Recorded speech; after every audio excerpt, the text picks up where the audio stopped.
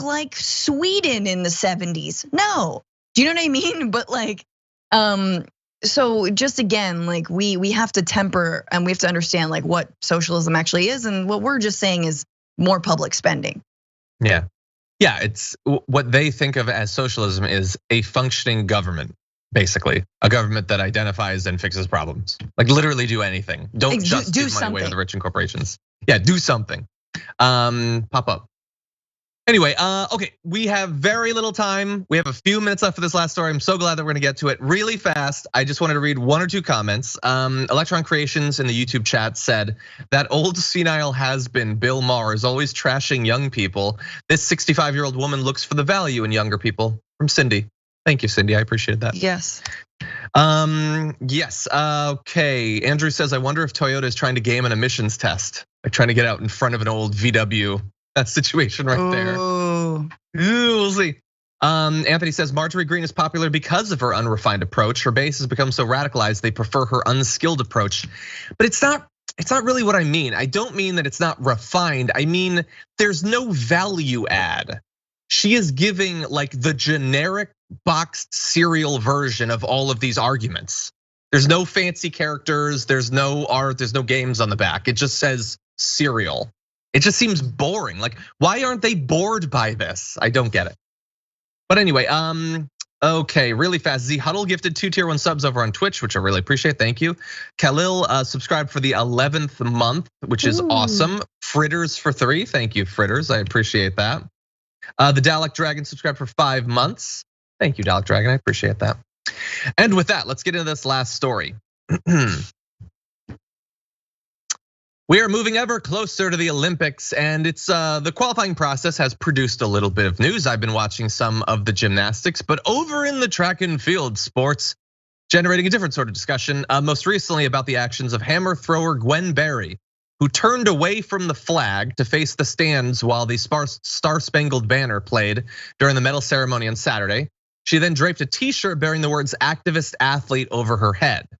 Now that has produced the sort of reaction you might expect in America. Now bear in mind, she says she feels like they specifically played this Star-Spangled Banner there when she was sitting there because they know about her past statements about the flag and about activism and all that. She said they were going to play it before we walked out, then they played it when we were out there. But I don't really want to talk about the anthem because that's not important. The anthem doesn't speak to me, it never has. And she had previously said, my purpose and my mission is bigger than sports. I'm here to represent those who died due to systemic racism. That's the important part. That's why I'm going. That's why I'm here today. She's previously said, I'm an American, but I can honestly say I'm not proud of things this country stands for, and we can do better. I want to represent people who cannot represent themselves, and I want to speak for people who can't speak for themselves. So she's giving quite a bit of nuance and background to why she might do something like turn away from the flag. And of course, all of those who want to wrap themselves in the flag and do other horrible things to the flag are not gonna listen to any of that. It's just an excuse to attack her. Ted Cruz tweeted, why does the left hate America? Sure, we have our faults, but no nation, like for instance, we don't defend our wives when they're viciously attacked online. But no nation in the history of the world has liberated more people from captivity, has lifted more out of poverty, has bled more for freedom, or in a civil war bled to stop freedom. Or is blessed more with abundance. God bless America. Ben Shapiro said that feeling when you finish third but still finish first in the self-involvement Olympics. He's not self-involved at all. Scott Walker says, what is wrong with people? Growing up, everyone stood for the American flag. Growing up, everyone was as happy and well off as I was. Everyone had white privilege like I did. I'm adding a little bit there, but I'm not interested in what he really said. What I want to jump to though is what I knew is gonna happen, which is this. The anti-cancel culture, anti-PC right is gonna react exactly like you'd expect to her turning her back on the flag. So here's a bit of Congressman Crenshaw. We don't need any more activist athletes. She should be removed from the team. The entire point of the Olympic team is to represent the United States of America. That's the entire point. Okay, so it's one thing when these NBA players do it. Okay, fine, we'll just stop watching. But now the Olympic team, and it's multiple cases. Okay, so she should be taken off the team. She turned her back, she should be taken off the team. Charlie Kirk tweeted, athletes that don't honor the American flag should be banned from all competition. David Steinberg, who's an editor for some right-wing things, said, send the fourth place finisher. She has a world of options. And I only include him because I looked at his profile and he credits himself as ending PC era by exposing Ilhan Omar. So just to be clear, Francesca, they want her to be canceled from the team, banned from it because she did something they consider politically incorrect. But they're all totally against cancel culture and all that. What do you think? No, you said it right there. That's exactly right. That is 100%. We should keep on saying that over and over and over again. You participate. In fact, you want to increase cancel culture, but just against people whose views you disagree with. All to them, I just say, you get a hammer, and you get a hammer, and you get a hammer, and you get a hammer. All right, she's a hammer thrower. She can give it to you whenever you want. This is, look, here's the thing.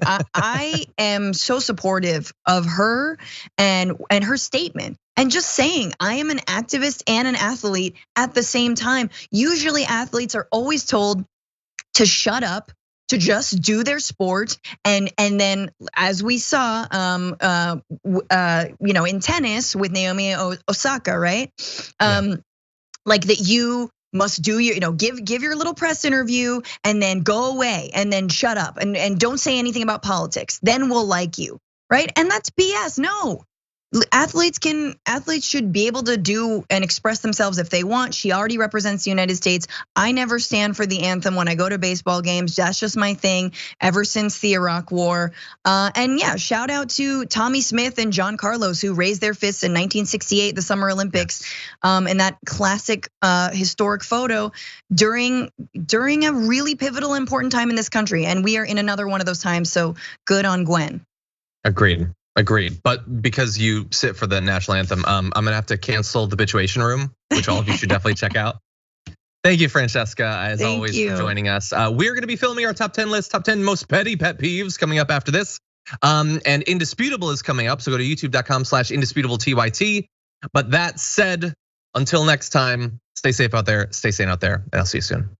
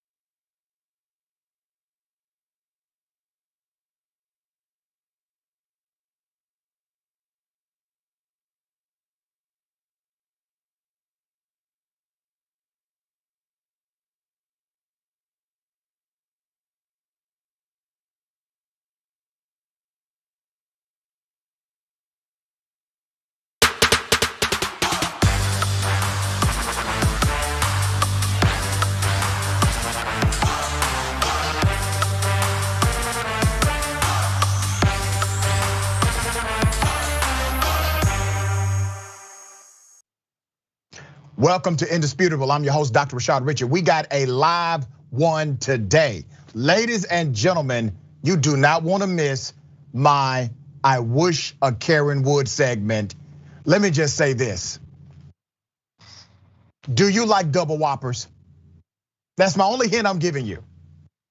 Also on the show, my co-host today breaking down news of the day, civil rights attorney Charles F. Coleman Jr. will be on the program. I will introduce him in just a moment. Let me say a big thank you to everyone who has been supporting this show. We had a goal of 100,000 subscribers for our YouTube channel, Indisputable TYT. We had a goal. We thought this goal would be months in the making. Well, in 3 weeks, we have exceeded that goal. We are over 100,000 subscribers for Indisputable TYT, and that's all because of you. And I want to say thank you for that personally. Also, we had over 2 million combined views last week on that YouTube channel. So big ups to you for making that happen. This is a place where we are in the business of distribution of truth. And as always, truth is simply indisputable. Let's get to my top story. The verdict, the sentencing. You know it well by now. And some people are celebrating this and calling it justice. I have a different point of view. And let me break it down. George Floyd, an African-American male, unarmed, should be alive today, but he was killed. He was killed because of an out-of-control police officer who was protected by a mob of other cops. Now, if they did not have a badge and a gun, this would be considered gang activity. And they would have had the gang aggravator to enhance their sentence given the crime that was committed. But because this person had a gun and a badge, there seems to be a level of indoctrination. You still have individuals saying that George Floyd died because of a drug overdose, contrary to the evidence, contrary to the testimony of experts. Derek Chauvin was sentenced to 22.5 years. The minimum, or excuse me, the guideline was 12.5 years. The prosecution, they requested 30 years. The maximum was 40 years. If you ran it concurrent, now you're talking about 70 years. So it's a whole lot of years here that you're dealing with. But he received 22 years and 6 months. Let me tell you why I'm not celebrating this as a victory for justice. Now, should he go to jail? Of course he should go to jail. I think he should have received the maximum. And I'm not saying this based on emotion. I'm saying this based on the aggravating factors surrounding the crime. He did this in front of children. He did this in front of a community. How many people you know that can commit cold blood in front of children and they do not get the maximum sentence? I want you to think about this in another term. I want you to consider that this person was not a police officer. I want you to think about it this way. Let's say Derek Chauvin was just a white man who decided to kill a black man because of a confrontation. And he did so with the protection of his 3 friends who stopped anybody from stopping him from doing this murder. And he slowly choked the life with his knee out of the soul of this black man in front of everybody, children, the community, a first responder. And he did this, and it was caught on video, and it was egregious. And it shocked the conscience of everybody that a white man woke up one morning and killed an unarmed black man that should be alive today in front of everybody in that community on video. Slow death as this black man cried out for his deceased mother. You and I would all say this should be prosecuted to the fullest extent of the law, period. But because he has a badge and a gun, we allow a judge to say 22.5 years is enough. Let me remind you of what Chauvin said right before the sentencing. I do want to give my condolences to the Floyd family. There's going to be some other information in the future that would be of interest. And I hope things will give you some peace of mind. Thank you. First of all, damn your condolences. Condolences? You don't even apologize for committing murder, for taking an entire person away out of a family. No. And then you say something cryptic like you're about to launch another defense. And I do believe that his wording was about launching some defense in the future. And then you told the family you hope it gives them some peace. The hell is wrong with this man?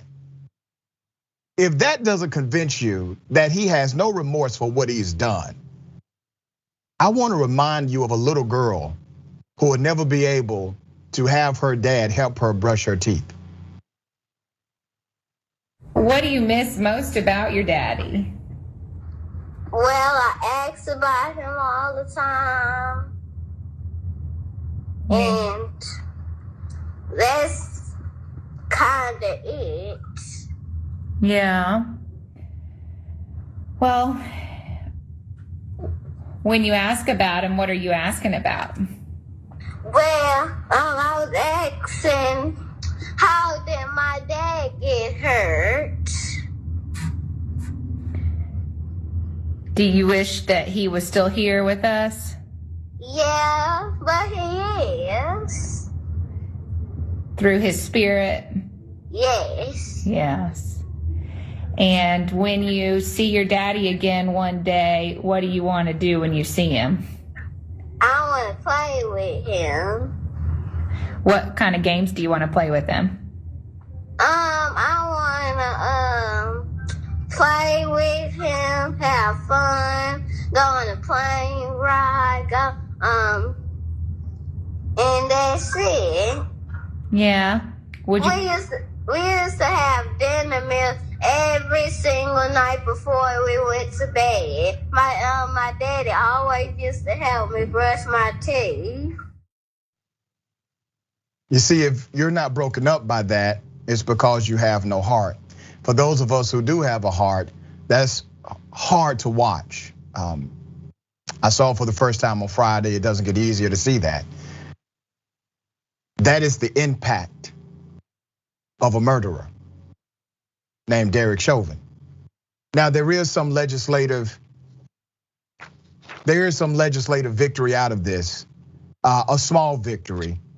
Top Democrats and Republicans in the state legislature said while not every aspect of the public safety and judiciary budget bill is finalized, they've reached a compromise on key parts. The agreement includes creating a police misconduct database to be able to detect and keep bad officers off the streets, regulating the use of no-knock warrants, and creating offices or task forces to look into missing or murdered Indigenous and Black women, according to CARE 11.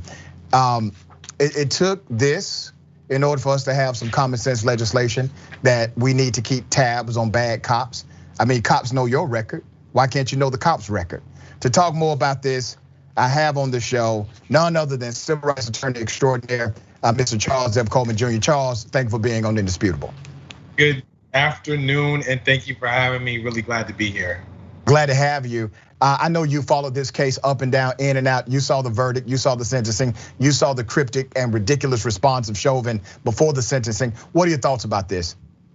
Well, it's interesting because one of the things that sometimes people forget is that I'm actually a former prosecutor as well. So when I'm processing these cases, when I'm looking at how the case was presented, the verdict, the sentencing, I'm looking at it both from the lens of how I would have tried the case as a prosecutor, what I would have asked for, and then ultimately what I think was fair as someone who has defended people in court as well. And what I will say is I do think that the prosecution did the right thing in terms of what the book says when you ask for 30 years and not the maximum. And the reason for that is because you do want to create some level of consistency and some level of precedent. And because of the lack of a criminal record prior to this incident, it would have been inconsistent for them to ask for the maximum in this case, despite the fact that many of us may feel it was warranted.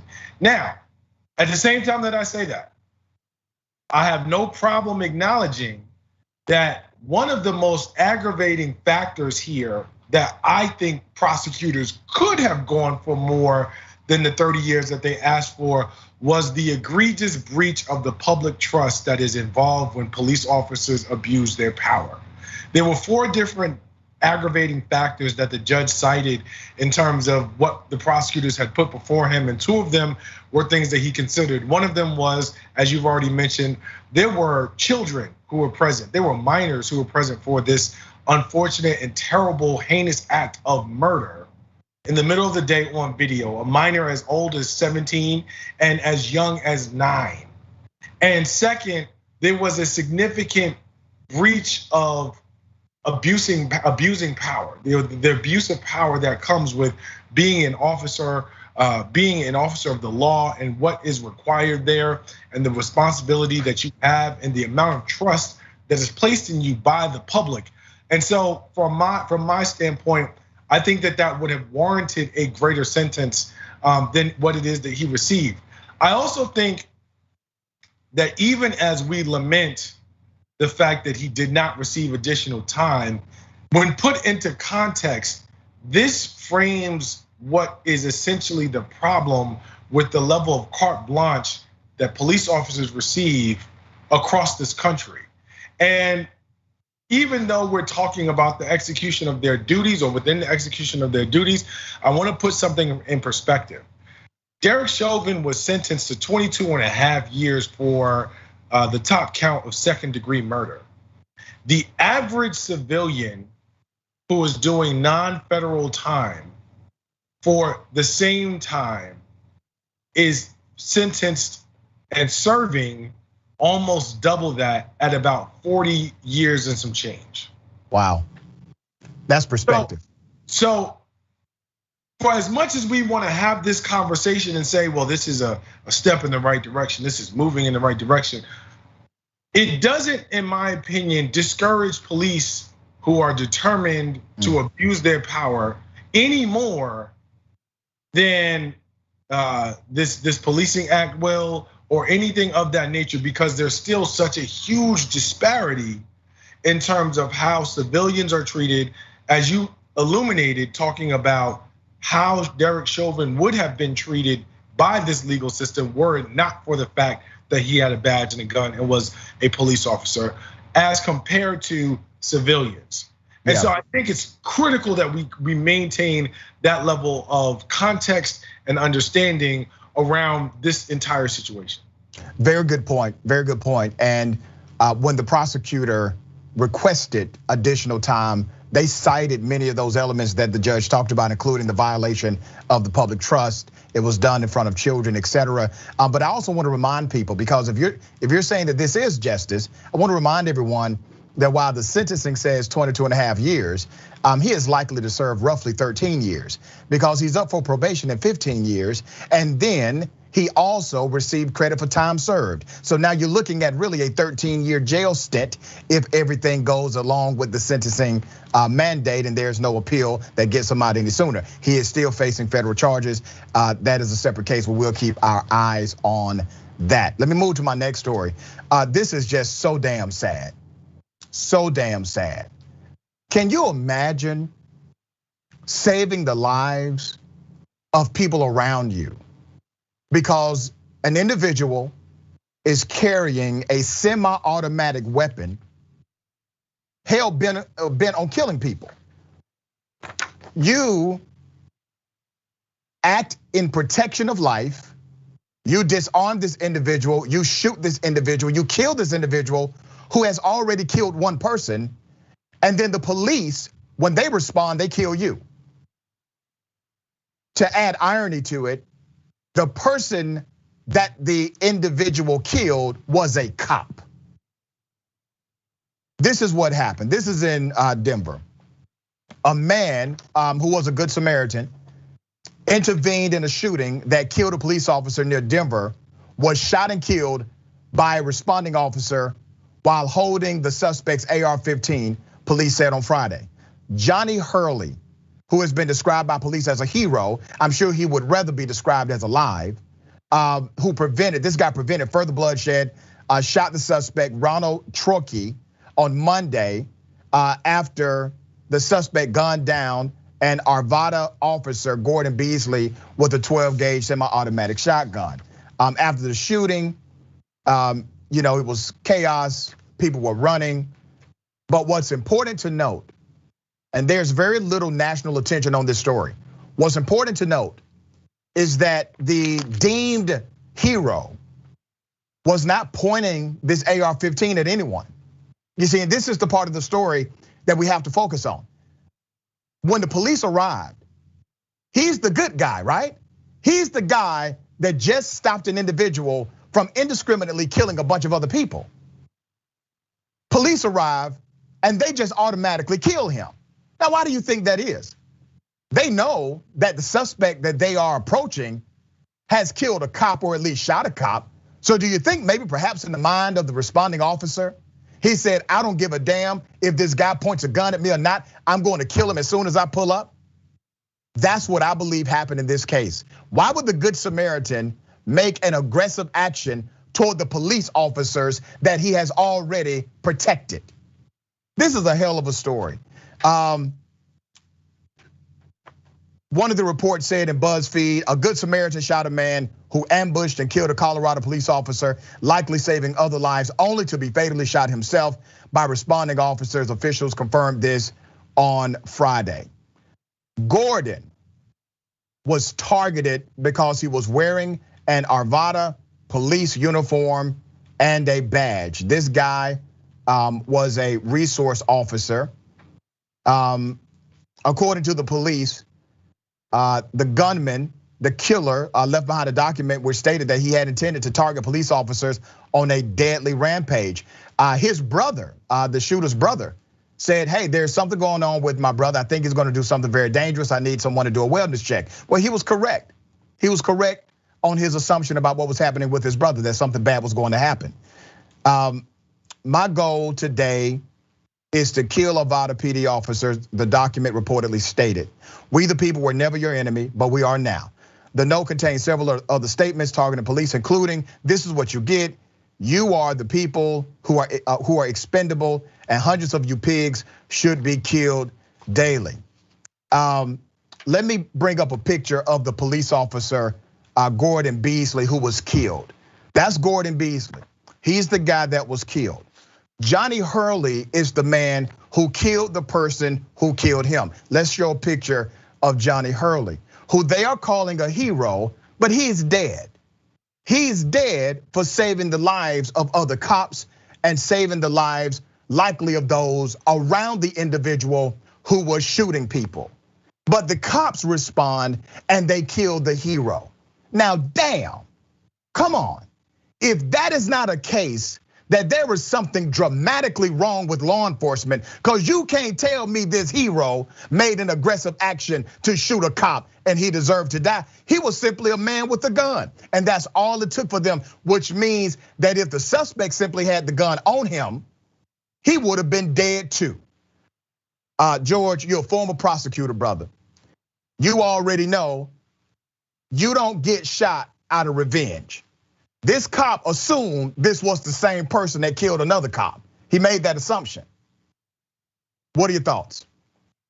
Well, I think that part of what we're talking about here is the very toxic nature of American policing.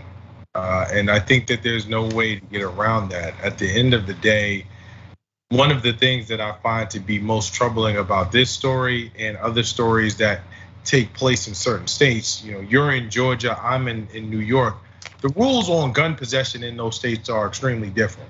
But what I do know is that the state of Colorado does allow you to possess a firearm, and it does allow for open carry.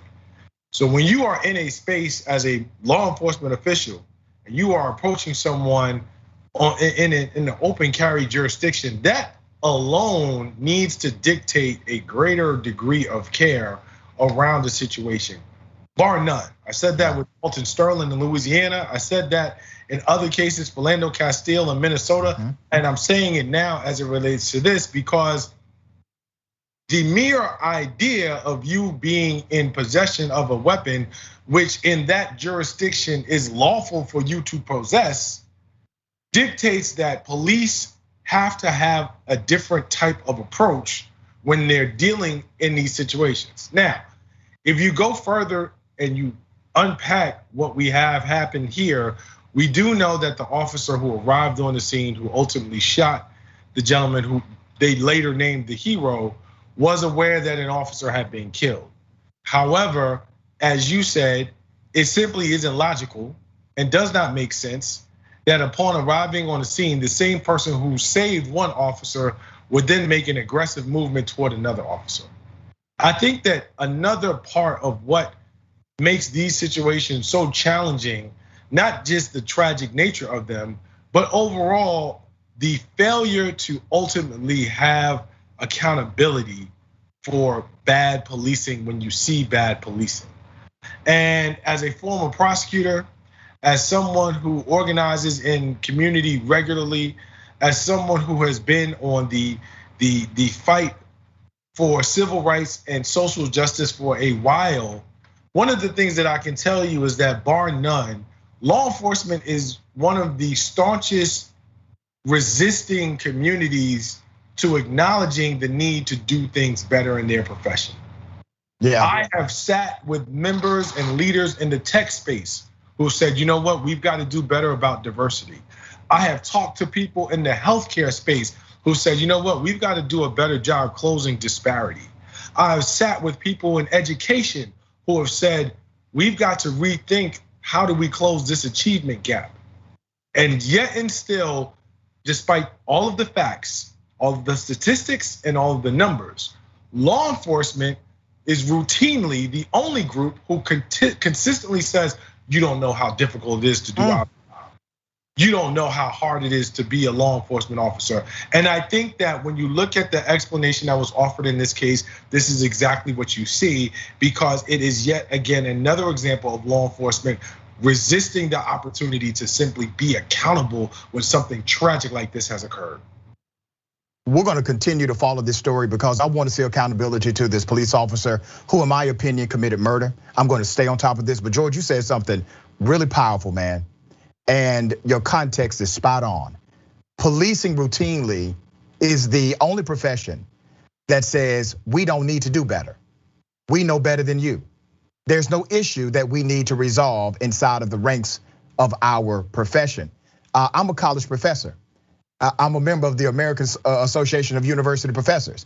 Hell, 50% of the time, we're talking about ways that we can become better professors, that we can become better educators, can connect curriculum, utilize pedagogy to make sure that we bring out the best in our students, because we have to be self-analytical and self-critical for that process to work. But you're right, policing, even though 96% of Americans, they say it needs to be reformed, 58% say it needs to be a dramatic reform. You look at a stat that just came out, 2% of major crimes are actually solved by police.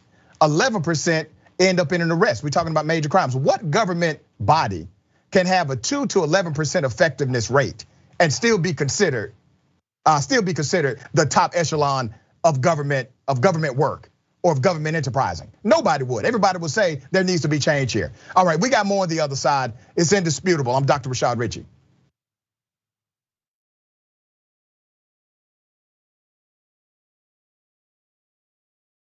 You know what the progressive movement needs? It needs a little energy, a little pizzazz, maybe a little caffeine. Oh, coffee. But what if it was Too Strong Coffee? Yes, new, toostrongcoffee.com/TYT. Look, this helps progressive causes. It's also organic and fair trade, so you've got peace of mind that it was done right, and it happens to taste great. So check it out right now at toostrongcoffee.com/TYT. 300 million is a pretty good number, Well, that's the size of the US population. You know what our next target is? The size of the entire world. We just crossed 5 billion views on YouTube. I mean, imagine 10 years ago thinking one day. We looked at you like, are you nuts? Young Turks has just passed another milestone. 15 billion views. Damn. All right, lots of comments. You guys are the best. I'm gonna read a few comments from our members. Mr. Methuselah says on YouTube, super chat, thanks for all the important work you do for TYT for the movement. Do you know who had the first super chat when I got back from vacation? You won't be surprised to find out. Rob Shively. What do you know? Rob says, rejoice, for Dragon Daddy has returned. This question sent to us by Izzy Sanchez Jr. Is it me, or is Meghan McCain talking as fast as Ben Shapiro? Is that the way the right tries to look smart and intellectual? Well, yes. Michael Nathan writes it on Twitter. Did Anna choose Cenk's outfit today? I'm sure it wasn't Cenk himself. Man Bun Jenkins Skinny Jeans says, so now Anna has pointed out, okay, that's his handle. T. Joyce, 1971, saying Donald Trump is good at pulling out of things, NAFTA, the Iran deal, NATO. It's just too bad Fred Trump didn't.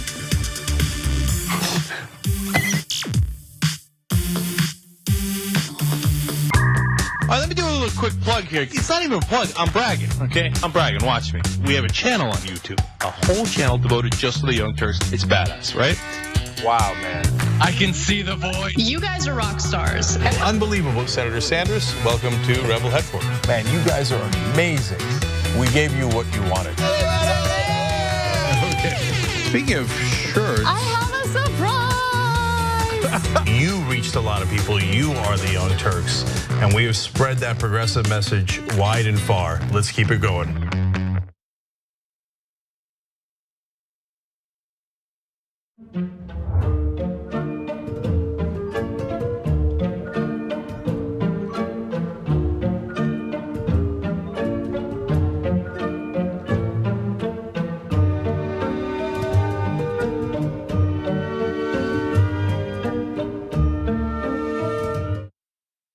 I'm Nina Turner, and we are on the road to revolution, baby. Hello,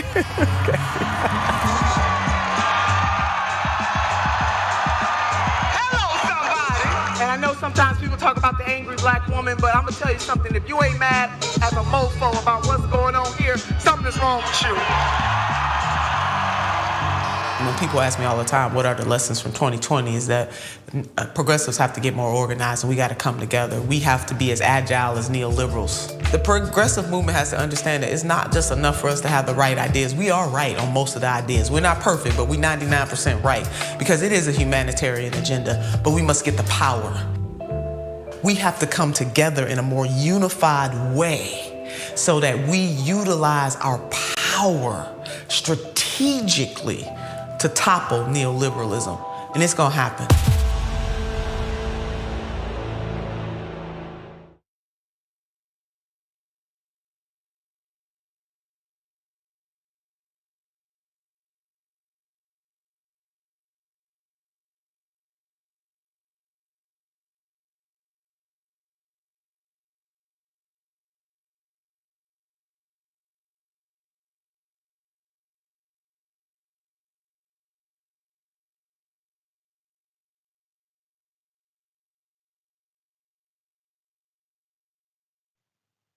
What's happening? Welcome back to Indisputable. I have with me Charles F. Coleman Jr. I'm so thankful for this really legendary civil rights attorney being on the program today. Let's read some of these super chats. Thank you for chiming in. And once again, everyone, make sure you subscribe to Indisputable TYT, Indisputable TYT on the YouTube page. It is free, it is quick, it is simple. Indisputable TYT. Always live at this same bat time, same bat place. Super chat. Let's go to YouTube. Talking about Chauvin. Iroquois Pliskin, I think. Thank you for the super chat. I think the cryptic message to the family might be a hint that Chauvin may plead guilty to the federal charges instead of going to trial again. Perhaps, it could be. Bernie, the Kiwi Dragon says, you offer your condolences for things that happen to people. You say you're sorry if you caused it. Exactly. He showed no remorse. He was police. He should have known better. He deserves the maximum. Agreed. Bernie the Kiwi Dragon also said, here to hear the doctor lay down some facts, and you're gonna get that 100%. Gabby Mathis says, I don't trust cops and they will blame trading indeed, get away with it. Maybe I'm missing something, but generally, okay. Training, got it, training and get away with it, right. Kwame Samuels, so a good guy with a gun can still be killed by the cops. Kwame, thank you for saying that, because remember, they said the only way to stop a bad guy with a gun is to have a good guy with a gun. Until another bad guy with a gun shows up with a badge and a gun and kills the good guy with a gun. That's the narrative now. Dragon Slayer, Slayer Dragon, there's no justice until corrective action is taken to ensure law enforcement cannot take another life. If they don't want to be at risk, they shouldn't choose law enforcement. Yeah, it is a dangerous job, but it's not the most dangerous job. The most dangerous job in America is cutting trees. That's per capita. Look it up. David Morris, I really need to thank white people for finally giving a name to the creatures we now know as Karens. They've hounded us for years. There's a lot more. I can't get to all of it. We got a Ken and Karen today though on the program, so that should be interesting. Department of Justice, finally, I think Biden is almost getting it. Use every resource you have. The Department of Justice, under the leadership of Merrick Garland, spoke last Friday at a press conference on voting rights. Good. He announced during that presser that there's a federal lawsuit against the state of Georgia. Remember Senate Bill 202, that voter restriction law? That state Senate bill says you can't even bring people a snack or water while they're standing in line. I mean, it makes it a misdemeanor crime. Who needs that to be a misdemeanor? Obviously, people that do not want you to have ease in voting. The 46-page federal court filing is the first major action taken by the Biden administration to confront Republican-led efforts to impose voting restrictions. The governor of Georgia, Brian Kemp, responded on Friday via Twitter saying, this lawsuit is born out of the lies and misinformation the Biden administration has pushed against Georgia's Election Integrity Act from the start. Joe Biden, Stacey Abrams, and their allies tried to force an unconstitutional elections power grab through Congress and failed. These guys are good. They're damn good. I mean, literally, the governor of Georgia said that Donald Trump was wrong, that no massive voter fraud took place. The Secretary of State of Georgia, the Chief Elections Officer, Raffensperger, he said on a recorded conversation with then President Trump, no voter fraud took place. Mr. President, your numbers are wrong. And now they're saying, no. Forget about all of that we said back then, you see, because now we have to worry about winning a Republican primary. This is all Stacey Abrams and Congress trying to take away our democracy. They are reforming the message in front of us as we speak. There's another tweet from the good governor. Now they are weaponizing the US Department of Justice to carry out their far left agenda that undermines election integrity and empowers federal government overreach in our democracy. Let's go to the clip. 2 weeks ago, I spoke about our country's history of expanding the right to vote. I noted that our progress on protecting voting rights, especially for Black Americans and people of color, has never been steady. Among other things, I expressed concern about the dramatic rise in state legislative actions that will make it harder for millions of citizens to cast a vote that counts. And I promised that we are scrutinizing new laws that seek to curb voter access, and that where we see violations of federal law, we will act. In keeping that promise, today the Department of Justice is suing the state of Georgia. Our complaint alleges that recent changes to Georgia's election laws were enacted with the purpose of denying or abridging the right of Black Georgians to vote on account of their race or color in violation of Section 2 of the Voting Rights Act.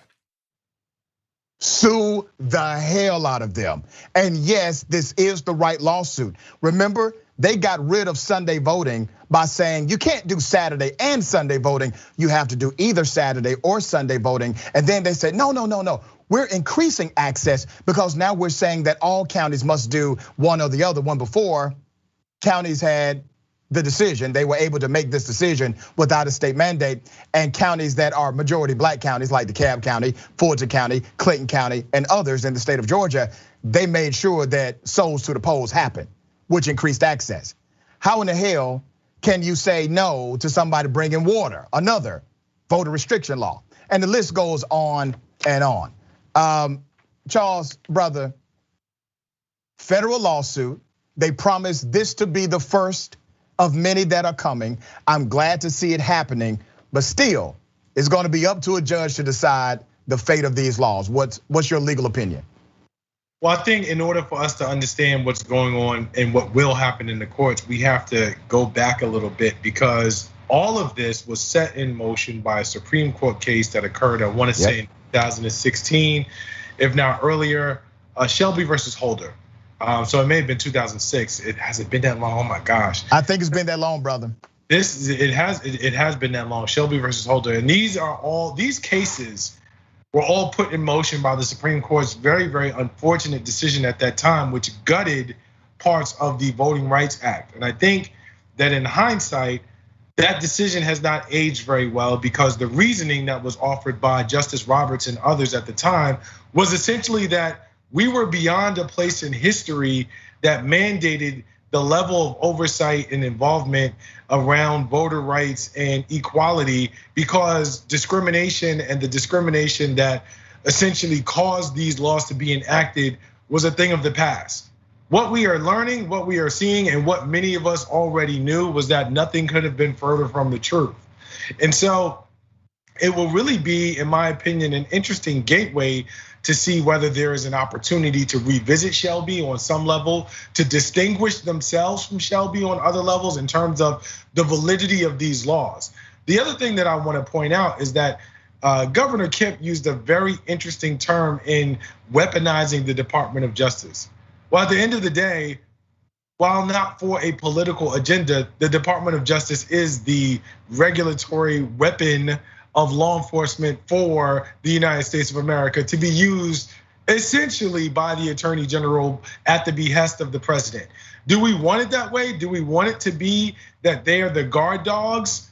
Perhaps not necessarily on paper, but let's face it, this is what we have seen, this is what it has been, and this is what it will be in terms of the FBI as the investigating arm and the DOJ as the enforcement arm, the litigating arm of the United States federal government. And so if it does require us to intervene on behalf of American citizens, then so be it. In terms of calling it weaponizing or whatever you want to label it, I don't necessarily think that that's a bad thing, particularly when it's about equality. The last thing that I want to say is, for as happy as I am to see that there's a strategic method in terms of how they are approaching dealing with this by employing or deploying rather the Department of Justice in the courts, I think that part of what has to happen in the discussion with regards to the rhetoric, with regards to the conversation, with regards to the narrative, we have to be very clear about calling these things for what they are.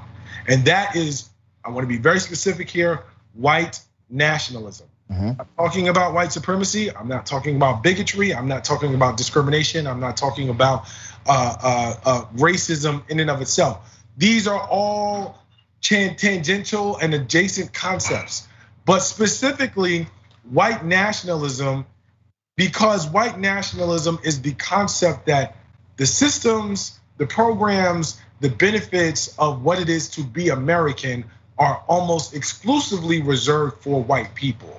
And so having access to them, being able to participate in them, and not being a white person is unfathomable to them. And so what we are seeing here is a strong sense of white nationalism, because at the core of our country is our democracy.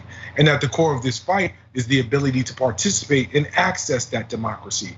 And so I think that we have to be very, very ardent in terms of our unwillingness to relent on that narrative and calling it on its face for what it is. And I'd like to see that become part of the dialogue, because at the end of the day, the only way that we are going to combat this strong sense of pushback is to remain vigilant in our truth telling.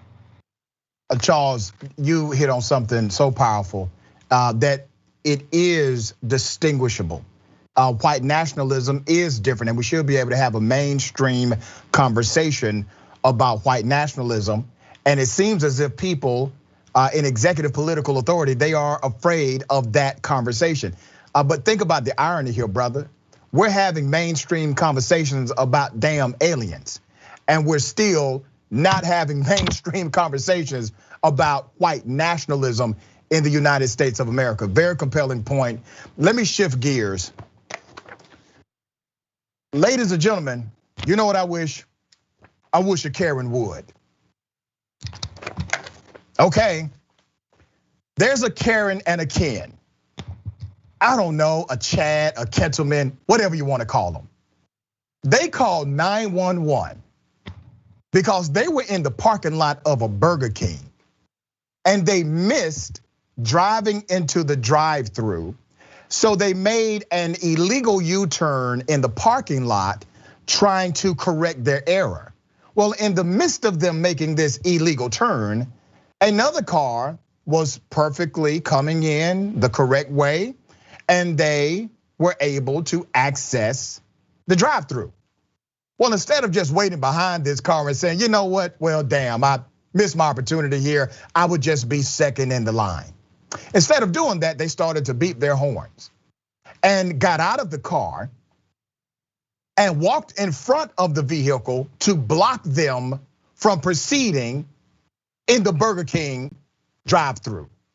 Called 911, and the person or the people inside of the vehicle, God bless them, because they knew this was a Ken and Carrie moment, and they were laughing and kind of clowning them the whole time. But imagine the level of privilege that exists to where you can't just say, I can wait in line, I missed it. But no, they had to call the police on this person. Let's go to it. First video. Lady, are you serious right now? Lady, get out of the way. You are blocking my car. Oh my, are y'all serious right now? If y'all don't get your Karen and Ken ass out the goddamn way, move. Karen and Ken, do you really want a Whopper that bad? Yeah. I mean, that basically sums it up. Do you really want a Whopper that bad? Or can you not stand the fact that somebody is in front of you because of your own error? And miss me with this, white people are afraid of black people. I have not seen a Ken or Karen yet afraid of one black person. They are confrontational, they are aggressive, they're coming at them with all kinds of weapons, including their whiteness. They decided to literally block the vehicle from moving. That's how unafraid they are of the people in the car. Now here's the driver explaining what happened. This car right here, y'all, decided to make a U-turn in the parking lot. Meanwhile, we were legally going into the drive-thru. She decided she wanted to blow at me because I legally came in the drive-thru, and she got mad because of one car. That's how pressed she is about this damn Whopper. I just came for a large onion ring, okay? This is what we're doing. She is now calling the cops, y'all. Sorry, you're not gonna eat today because they're pressed. This is what we're doing. This is what they're doing. They want all the smoke, exactly. I will get your ass from in front of my goddamn car. Excuse me. Get your ass out in front of my car. Get out of my way. Move. Move. Get out the way. Get out the way. Here. She cut me off to get to the takeout to the Are you drunk? Burger King. Because you can't even get your words together. And almost hit me when I was trying to get in. I almost hit you. And cut in front of me. I don't usually get upset, but this is. Y'all, look how close I am. This is almost hitting them. This is almost hitting them. The police came, obviously no arrests were made. This is just insanity on top of insanity. But once again, there you have it. Charles? You know, this ceases to amaze me. And there's a level of entitlement that just defies common sense and any sort of rational thought or thinking. Just the idea that I am going to hold up not only you but myself right from eating because you should not be able to get in front of me. We talked a bit on the last segment about the notion of weaponizing. And I hate to be too sort of heady about this, but this is what happens when Karens weaponize the police. There is an attempt to weaponize the police because there was not a desire or an attempt to involve police for the purpose of mitigating the situation or for the purpose of resolving the situation. Let's be clear about that. because the situation could have been resolved before the police were even called in a number of different ways. But the calling of the police was about sicking the attack dog. Come on, brother. On these people who were out of line, literally, in the eyes of these people who were waiting. So let's be clear about that. It wasn't that we need the cops to resolve this. It was the cops work for me and will do as I am expecting them to do as it relates to these people. So when you talk about weaponizing the police, imagine having the mindset that you can call the police even when you're in the wrong in any situation, as small or as minuscule as something like this, and they will essentially do your bidding as a private citizen. That was the exact thought. Yep, I agree 100% with that. That was the exact mindset. I'm flat out of time, but I gotta do this. I have to bring everyone's attention to white Jesus. Pat Robertson. Pat Robertson said something, and he said a lot of ridiculous things, okay? But he said something so extreme about critical race theory. I just have to make sure we put it out on the show today. Let's go to Pat Robertson. Let's go to his comment quickly. What is it that the people of color have been oppressed by the white people, and the white people begin to be racist by the time they're 2 or 3 months old, and therefore the people of color have to rise up and overtake their oppressors, and then, having gotten the whip handle, if I can use that term, then to instruct their white neighbors how to behave. Now that's critical race theory, and it sets people against one group against another. It is totally divisive, and as has been said, this is the way the communists take over. They try to destroy the children. It is a monstrous evil. And so the white people are supposed to feel guilty, and they're supposed to have white guilt. And the people of color are supposed to cleanse them of that guilt by taking over. It is a monstrous evil. I'm so glad that Pat Robertson could barely talk, number one. Number two, critical race theory, as he described it, it's completely inaccurate how he described it. I teach critical race theory at the university. It de-emphasizes individuals, and it emphasizes systems. It emphasizes infrastructure, and it emphasizes policies that must be remedied because they produce inequitable outcomes. But that's a whole nother story. I wanted to make sure we put out that Pat Robertson. I got more to say about it later during this week on Indisputable. My brother Charles, thank you so much, man. How can people follow you? You can find me on Twitter, CF Coleman Jr. You talked about your subscribers getting up. I need my Twitter followers up. So that's why I need people to follow me. Follow me on Twitter, CF Coleman Jr. I'm there. I'm also on Instagram at CFC40_official. But the most active place you will find me is actually on Facebook. You can find me, I'm verified there as Charles F. Coleman Jr. But Twitter is really where I'm looking for y'all to follow me because I'm looking to engage there more. And you can find me on TYT because this is where I be. Indisputables, make that happen for my dear brother to get that Twitter account where it should be. Thank you so much, my friend. I appreciate you being on the show. Thank you for having me. All right, we got more. Stick and stay.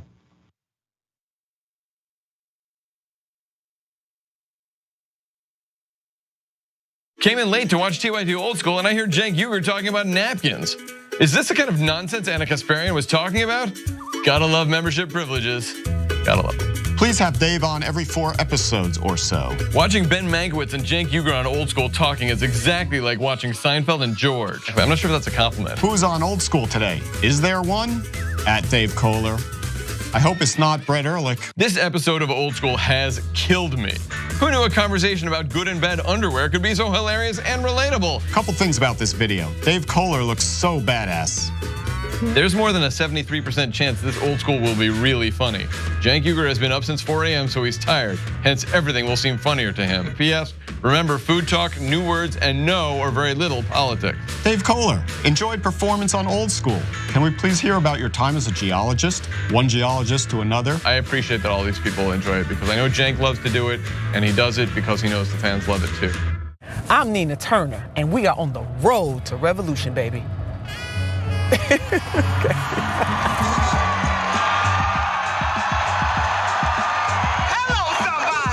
I know sometimes people talk about the angry black woman, but I'm gonna tell you something. If you ain't mad as a mofo about what's going on here, something is wrong with you.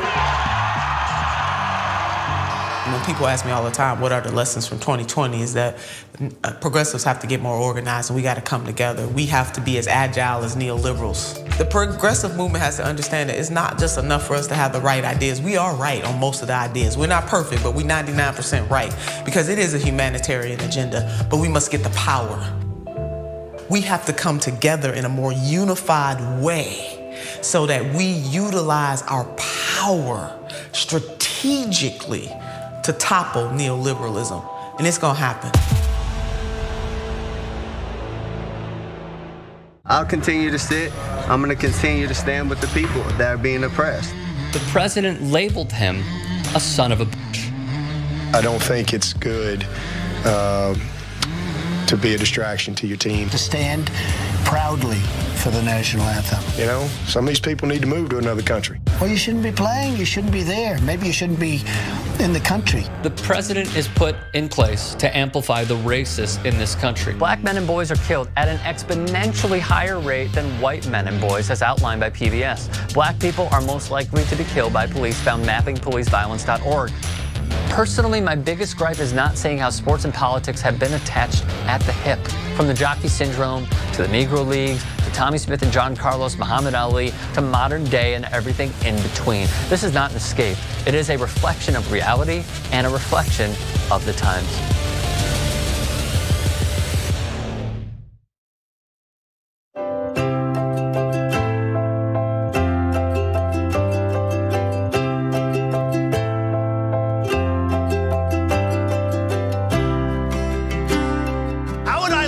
The dog on the White House lawn, would that be?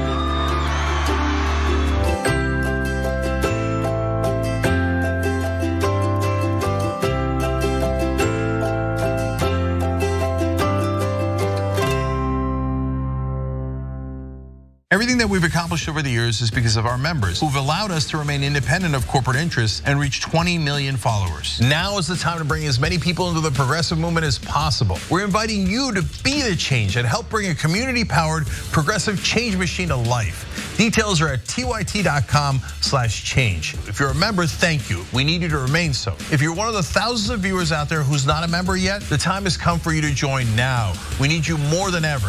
tyt.com/change.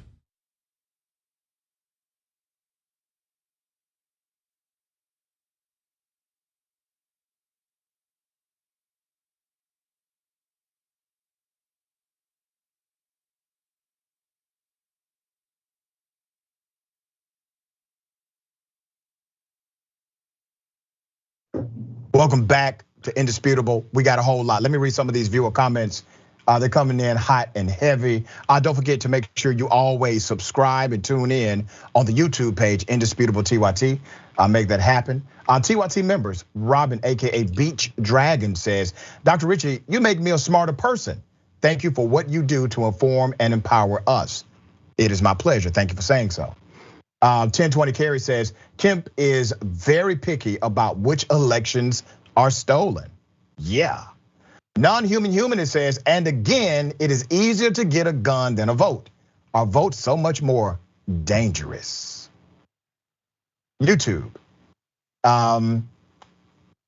St. Howard 03 says, would love to see you and Roland Martin tag team in some debates against GOPers. Yeah, Roland Martin is my homie, by the way. Yarmish Potter says, it's a shame when you have to suppress the vote to win. Remember, I said this to you before.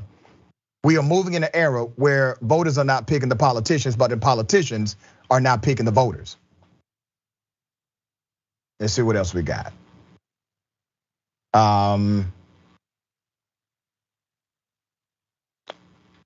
Abon Dragon says, man, every time I listen to this show, I feel a little bit smarter.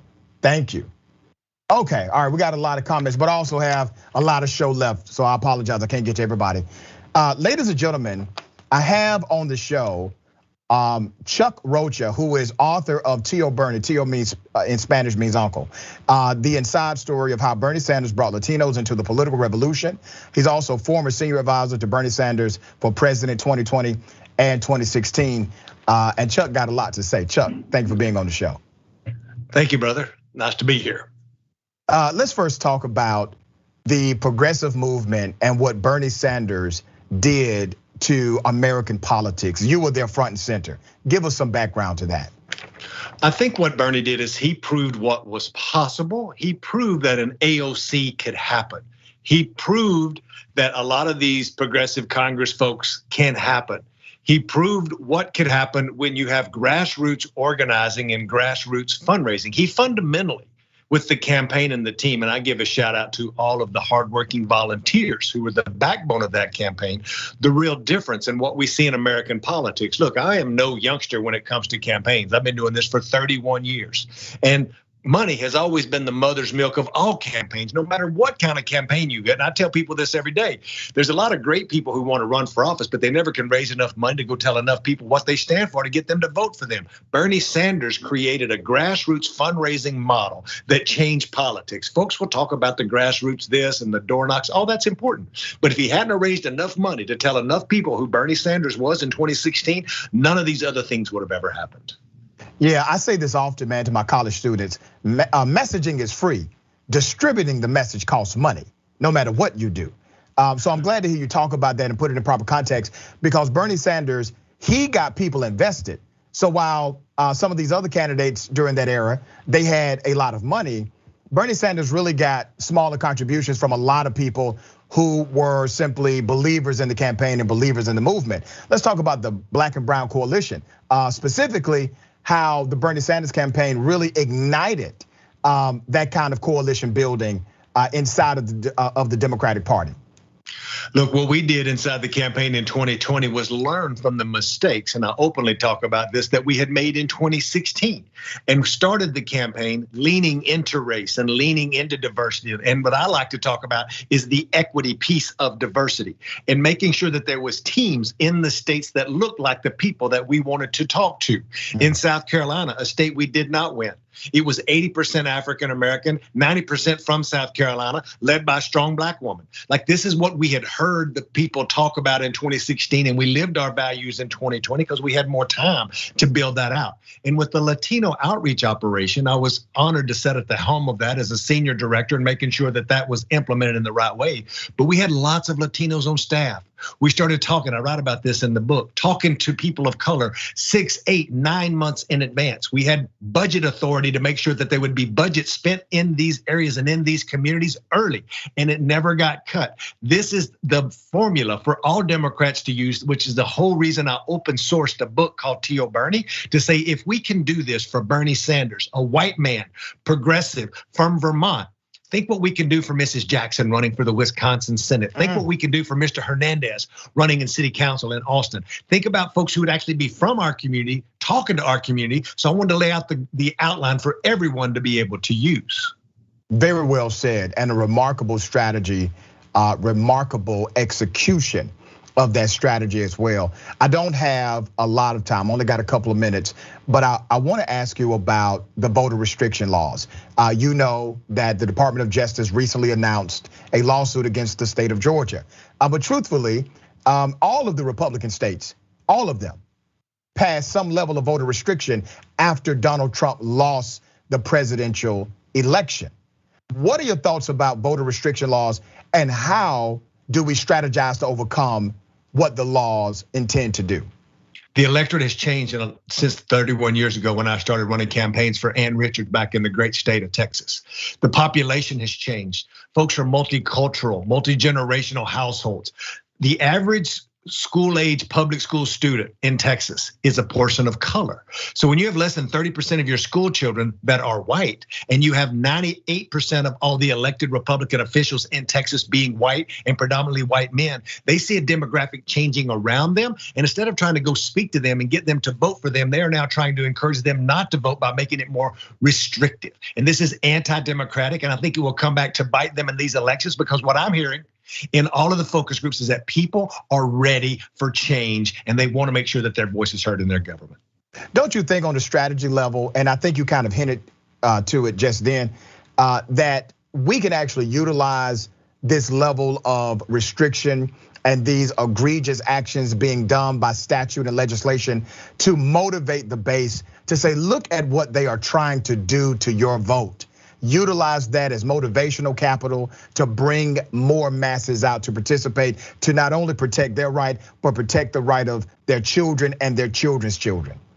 But Dr. Ritchie, what we have to do with what we're doing with messaging, to your point about spending a little money, is go into those communities and talk about what this restriction means to them. A lot of times folks like me and you are trying to get it out here on the media, but you don't see the politicians sending a mail piece, a digital ad, or a phone call talking about what this restriction means to your grandmother who doesn't drive anymore, who had to give up her driver's license, who you have to take to the grocery store. How's she gonna be able to show her ID when she don't even really have an ID anymore other than an old social security card? What is the real impact? We need more politicians talking and paying communication into those communities to make sure they understand what's at risk, because there's a lot of good people, going back to our elders, who fought and died for this right, that we need to remind these young folks about why it is so important that we fight for this value every day. You're telling Democrats put their money where their mouth is? That's because if you're saying that this is a fundamental destructive element of democracy, that means that a whole lot of your money needs to be spent on making sure this does not happen to this democracy. Brother, I appreciate you and thank you for all that you continue to do for the movement to right. And I mean righteousness when I say right. How can people check out your book? Go to toburneybook.com, or you can go to solidaritystrategies.com. Thank you, Dr. Ritchie. Chuck, it's a pleasure, brother. Thank you. All right, ladies and gentlemen, stick and stay. I got the bullpen coming.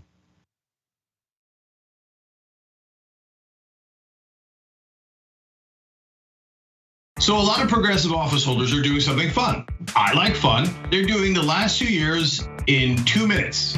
Okay, we're gonna try it here. First, I wanna let you guys know about the years before that. Hey, remember we started the Just Democrats here on the Young Turks. It was officially launched on our air, basically by you guys. And then we featured AOC, we featured Cori Bush, and Rocha became the first ever Just Democrat incumbent, all on the Young Turks. Now, the last 2 years have been a spectacular follow-up to that. So let's put the 2 minutes on the clock and do this. Young Turks got to start back in 2002, and I think we've been an important part of the progressive movement ever since. What we mainly do is amplify the progressive voice and candidates out there, and I think we've done a pretty good job. Right now, we're currently #1 most engaged news politics network online, beating CNN, Fox News, and MSNBC, all of them. We're #1 in total minutes watched. That means not only the number of people watching, but how long they watch. We just crossed 20 million followers and 500 million monthly views. Now, why? That's because actually the country's progressive. It's 2/3 progressive, and you guys have allowed us to be your voice, and we're incredibly thankful for that. So what did we do with that voice? Well, let's look at 2019.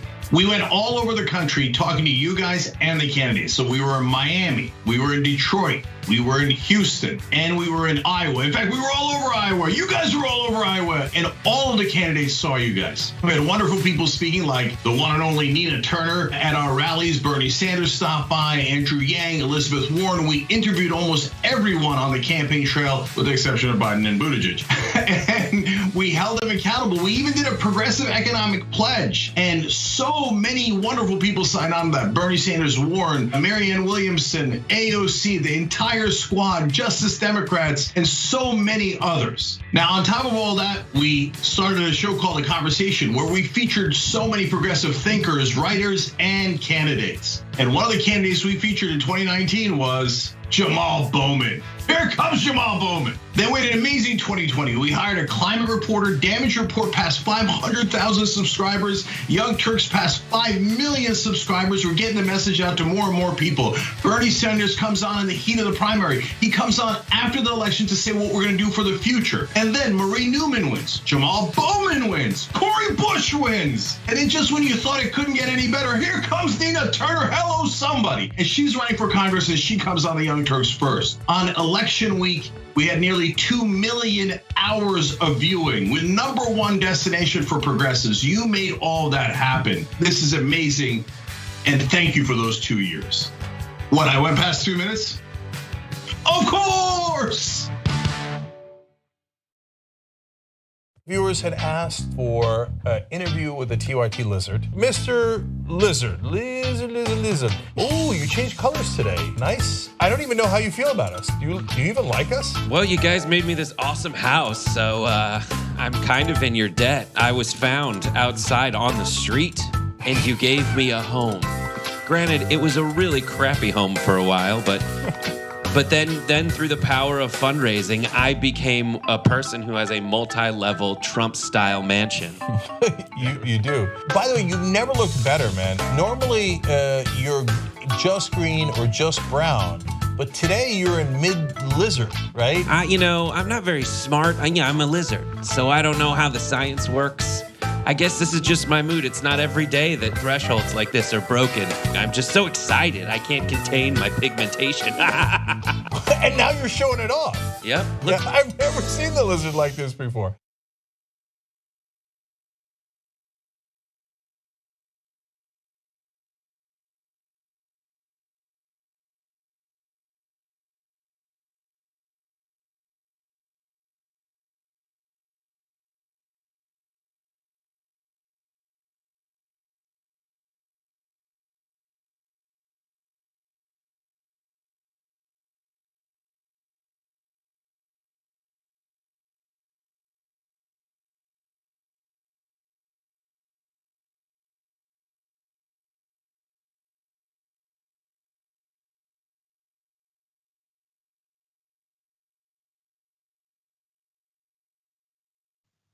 Welcome back to Indisputable. Let's go to some of these viewer comments. All right, we got a lot of them. I can't read all of them, but I will get to as many as I can. TYT members, Frost Banana says the bullpen is triggering. I agree, but the doctor's takes on these issues is beyond expectation. He's a pearl. Well, thank you. High compliment there. He shows us where to lead. Dragging the line. Dr. Ritchie, not only are your arguments spot on, and not only is your passion so relatable, your sense of style is just chef's kiss. I am especially enamored by your necktie collection. Just had to say so. Well, thank you. I do try. I appreciate that. Thanks for noticing. Nagon 11. Voter suppression has been the order of the day since the black man got the vote. Yeah. Twitter. Reminder, always hashtag Indisputable TYT, by the way, on Twitter, all social media. And follow us at Indisputable TYT, and we can read those comments on air. All right. Ladies and gentlemen, welcome to the Bullpen.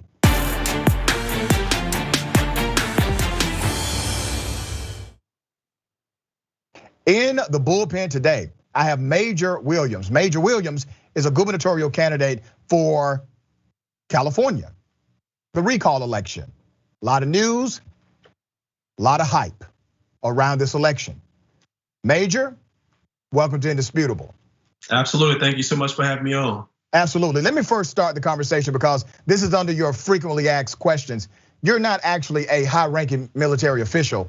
You changed your name from Courtney to Major, correct? Absolutely, but I've gone by Major Williams for the last 20 years as a nickname. But when I ran for mayor in 2018, obviously I wanted my name on the ballot to reflect the name that everyone knew me as, which is Major Williams. Got it. Let's talk about critical race theory. I don't want to presume your point of view of CRT. I know that was one of the subjects you were willing to converse about today. What's your thoughts about CRT, critical race theory? Well, I feel like it should be an open conversation on either side to truly understand what those elements are. Me, from a leadership perspective, I believe in having a dual perspective, meaning that I'm open to other opinions and ideals. And if you're able to convince me if it's a good or a bad thing, I'm all open for that as well.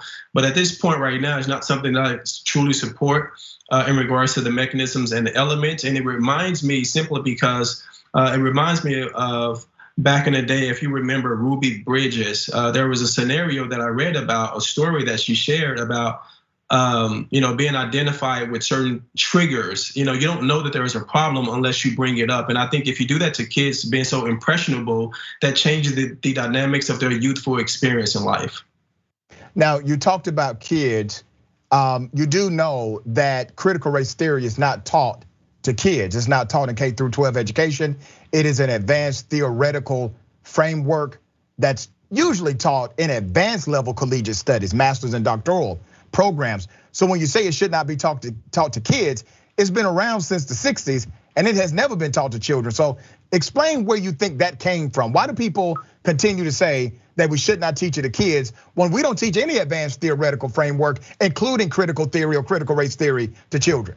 Right, I believe you understand when it comes to the label of it, and also what the teachers are actually teaching the kids. So mind you, on the curriculum, it may not say critical race theory, but the mechanisms and the proponents that they're using to indoctrinate the kids in the education or the teachings has those elements. So yes, you may be right in regards to it's only for advanced educational placement or whatnot, but those elements do exist today in the educational system, and that's something that a lot of parents, including myself, if that's the case, are going to push back on without a doubt. Can you describe to me or explain the teaching of critical race theory? What does it say? Well, I believe from an example standpoint, because this is something that, as you mentioned, it has been around for a very long time, but more specifically, it's been highlighted for a lot of people based upon the actual name of it. So that's gotten a lot of people in an uproar. But for me, it's more so about the mechanism of it. And that's why I use the example. From young, impressionable kids, I believe as leaders, meaning the teachers, if you're cementing a thought process to a kid versus building them up and empowering them, telling them that they can't do certain things based upon their color, based upon their race, or based upon their background, that psychologically affects kids. And I'm all about empowering youth and kids. Yeah, so Major Williams, come on, brother. You did that politician thing. You did not answer my question. You spoke for a while, but you did not answer the question. The question is direct. What is critical race theory? I don't want to know about your thoughts and feelings. Critical race theory actually has a defined core. This is what it is. It's like saying, if I point to a piece of fruit and it's an apple, and I say, what is that piece of fruit? You say, well, that's an apple, right? There's an actual definition here. So what is critical race theory? How can you be critical of something you don't know anything about? So I'm asking, what is critical race theory? So as I said earlier, for me, it's not a concrete criticism, which is why I, as a leader, I'm doing the work. We're putting together an amazing task force for individuals who actually believe critical race theory is a good thing. For also individuals who don't believe in it, so I can also get a better understanding as well. I don't sit in front of any camera and profess like I know all things. I can share my opinion based upon what I've received thus far. But from a leadership perspective, it's one of those things where I want to get to the table and understand it better for everyone else, so I can understand the mechanism of it moving forward. Well, brother, let me take this opportunity to provide an education for you. Critical race theory, as I said, it's an advanced theoretical framework. It comes out of the legal scholarship studies, which basically says that the way policies, statutes were written, it actually created by design inequitable outcomes where people of color were not as supported in the ecosystem of criminal justice, in civil justice, or even in institutional norms as their white counterparts in the United States of America. You don't have to go any further than the US Constitution, that document said that you and I were 3/5 of a person. Well, that's considered to be an inequitable issue that has to be remedied. You have to remedy that not by saying white people can't be racist or shouldn't be racist. You have to provide remedy for that based on a policy. Also, the Declaration of Independence called Native Americans savages. That is the language of the Declaration of Independence. You cannot remedy that by simply saying, well, white people should no longer be racist, or we have to forget about the racist past. You have to remedy that once again by providing a policy or an amendment to make the remedy there. Keep in mind, critical race theory actually de-emphasizes the individual racist and said your problem is not really with individual racist people. Your problem is in a structure or design that has these implicit and sometimes aggressive biases written within. And because of those biases, we have to do an analytical review of what these biases have done to the expression of our societal norm. That's all critical race theory does. It does not give you an answer or a conclusion. It provides a framework, brother, for a question to be posed.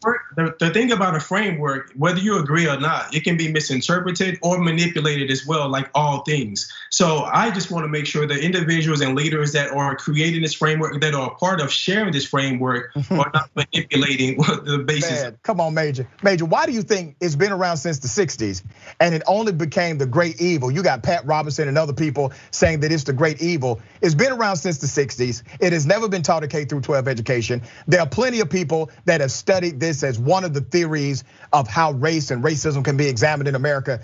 Why do you think it only became a great evil in America when Donald Trump said it wasn't evil? That's the only time it became this bright, shiny thing for Republicans to talk against. Tell me why. Well, I believe that people have been talking about it. We're at the height of social media at this point. So of course, everything's gonna be polarized, especially if the former president of the United States talks about it. So you do agree he polarized it? Huh? You do agree he's the guy that polarized it, correct? Say that, I've never heard him mention it. You've never heard President Donald Trump, the former president, mention critical race theory? No, I haven't. All right, well, let me educate you again.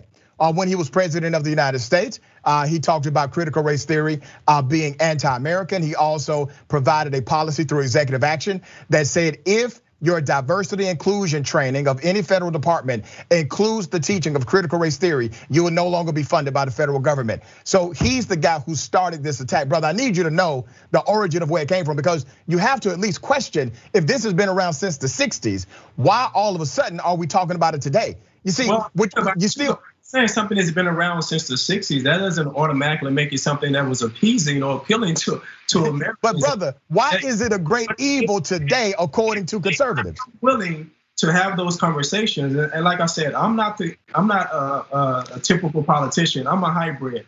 I'm new in this space to a certain degree, but and I don't dance. And if I don't know something, I don't know something, and I receive the opportunity to be educated, so to speak, or to learn new things, so I can actually expand my mindset in regards to that. But like I said, I've never heard him specify that in that way, ever. Well, you need to do your research, brother, because he absolutely did, and even provided a policy directive inside of his bias against it. So do that research. You do agree that systemic racism does exist, or do you disagree that it exists? I believe racism is a key component and key element in our country, and I think across the entire world. So, well, answer this yes or no, because I don't want to presume that you said yes or no to that. Does systemic racism exist? No. Systemic racism does not exist, but racism exists. That's your answer. Absolutely. Okay. So let me try to. So give me your definition of systemic racism versus racism, but also understanding that racism has been hugely overused, through everything. It could be, I just don't like you as well. So we need to break down what that truly means in present. I can do that for you. Systemic racism is when you look at your FBI.gov report that shows routinely blacks are more likely to get pulled over without any prerequisite criminal activity 3 to 5 times more than a white driver. And whites are as likely, if not more likely, in some regions like New York and even LA, also in San Francisco, whites are more likely to actually have drug paraphernalia or something illegal inside of their vehicle. So that's part of a systemic racism issue. Not only is the outcome unequal, but also before the outcome happens, the stop itself is unequal. There's another expression of this as well. When you have a racist police officer, that police officer typically does not exist in a silo. Here's my point to that. A racist cop, people know who that racist cop is. How can the racist cop exist in an ecosystem of justice without being called out before there's an expression of violent racism? A racist cops exist. How are you figuring out that they determine that or know that factually? Is it a bad behavior from the officer? Is he show a certain bias? Is it as an attitude? Like, how is it defined? Okay, I can give you some background to that. Fair question. Yeah, very fair question. Typically, in the course of the investigation, we've had that with a deputy sheriff here in Georgia. You've had this with other police officers who have been called out for racism. Once there's an analysis of their text messages, they utilize the N-word on a regular basis. You will find that there is a culture of white supremacy by their tattoos and what they subscribe to on social media. So these are very common elements of policing or police officers who are racist. They typically are not racist in a silo. They have a culture of racism that is exposed once an investigation happens. So that's where I'm getting it from. Okay. I mean, if it's something that's verifiable, as you said, text messages and white supremacy tattoos or whatever, I'm about fairness, man. I believe in accountability, but I do support law enforcement 100%, but I do not support bad cops, and I would speak out against them at any given moment if that's the case. Man, I'm glad you say you do not support bad cops, but you do support policing. So roughly 95% of Americans are for police reform. 58% of Americans, they say police reform must be dramatic. Even 51% of Republicans support some level of police reform. Now, why do you think it has been so difficult to get a real police reform bill passed by Republicans and Democrats when the public sentiment is there to do it? I believe it comes down to ideology and the road to actually get there. There's a lot of different moving parts because when you're making policy that's blanketed across the entire country, the dynamics is different per county, per city, or whatever. So if you put together a one-size-fits-all policy, then it actually can prove more detrimental than helpful. The fact that individuals are saying now defund the police department when we should be doing reform and more training, which requires more funding for those police departments as well. So the dynamics is a little different. And like I said, ideology-wise, I don't think they're connected, which is why policy can't come to the table and get pushed forward on that matter. But hopefully that's going to happen because, as you said, the people are speaking and supportive of it. Well, let's talk about policy. First of all policy is uniform. All policy is one size fits all. Murder, federal murder is federal murder, no matter who does it or what state you do it in. So all policy. Share with you a little context on why the cutting of the head is happening when it comes to actually getting it pushed through, regardless if it's uniform. Okay. It's a little challenging because you do have a two-party system that's butting heads, and you oftentimes they don't want to apply a policy or push it through unless they get something else, catered to them as well. So yeah, and that's the game of politics, man. I don't like that part, Major. I don't think you like that part either, by the way. I think you would like to see pure bills be presented in good faith, and you fight on that bill, not the trickery behind it, right? Absolutely, 100%. Let's also talk about defund the police. I actually support the defund the police movement because I understand what the movement means. Defund the police means to reprioritize policing budgets, to reimagine what policing is. So let's talk about this in the context of what police agencies actually do. I'm gonna bring you to a place called Ithaca, New York. And when you get a moment, I want you to research Ithaca, New York. Ithaca, New York did not have to wait on the George Floyd murder. Ithaca, New York did not have to wait on a Sandra Bland or Breonna Taylor. Ithaca, New York, they did a survey. That's all they did. They did a survey and they found that 51% of their 911 calls did not actually need a police officer. They needed a social worker or some type of community liaison. That's what was required. Obviously, cops are not trained as social workers or community liaisons, right? And so what did they do? They responded to the data of their local government, of their local citizens.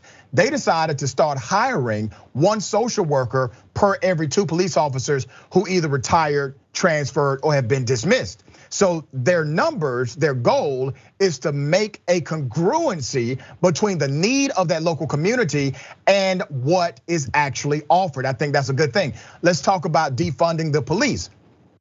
Budgets, brother. That's what this is about. Now, if your city or county is saying, and Major, I want you to respond to this.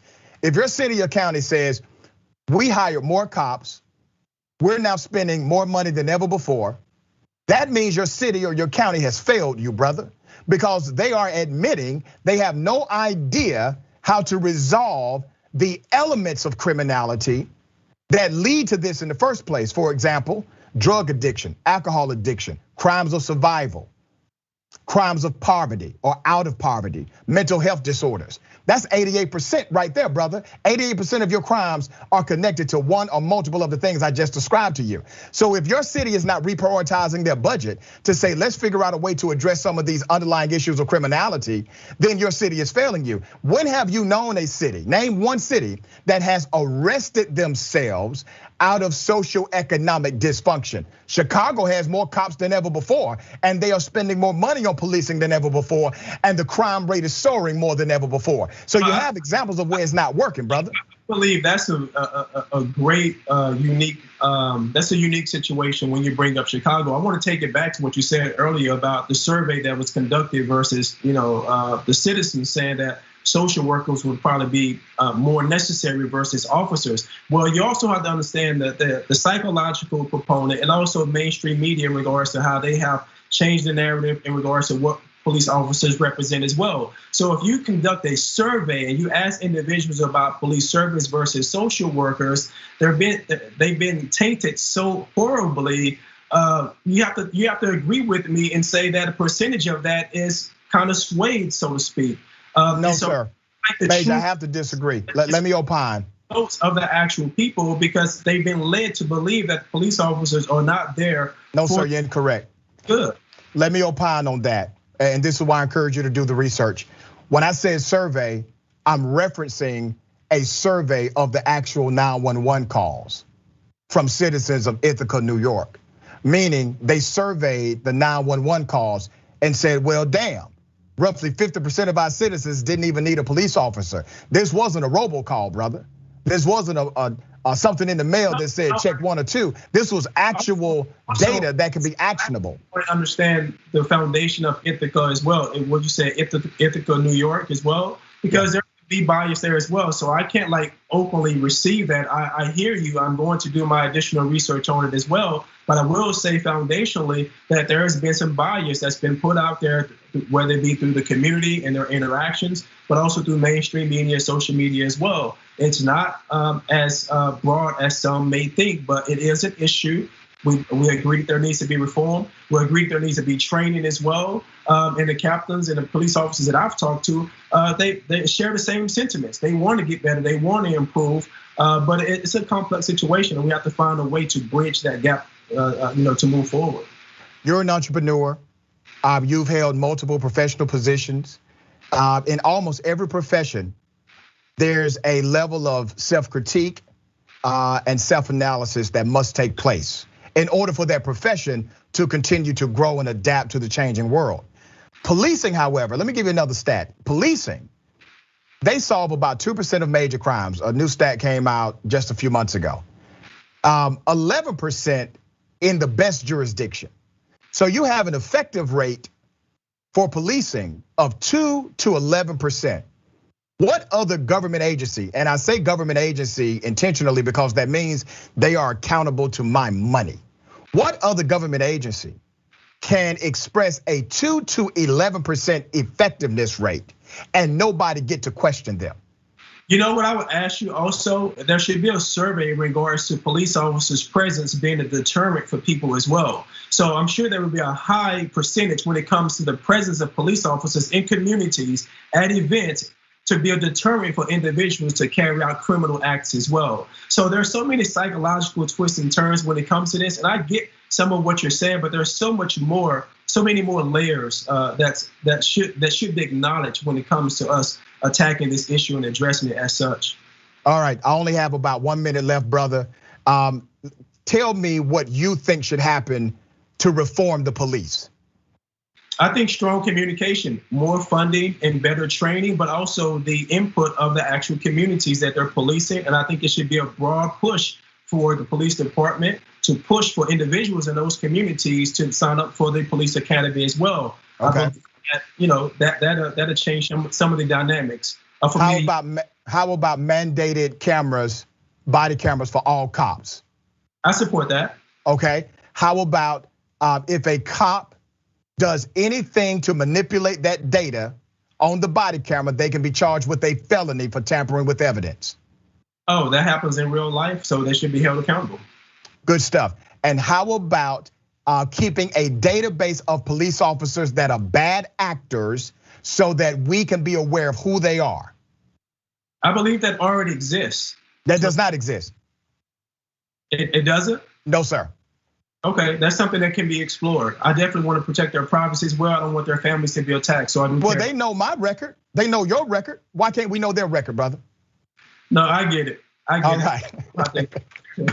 My man, listen, it's been a pleasure. Major Williams, gubernatorial candidate, Republican. I appreciate you being on Indisputable in the bullpen. Absolutely, thank you so much. God bless you. Bless you, man. All right, ladies and gentlemen, remember this. Take care of yourself, take care of each other, and take care of the planet. And remember, the truth is always indisputable.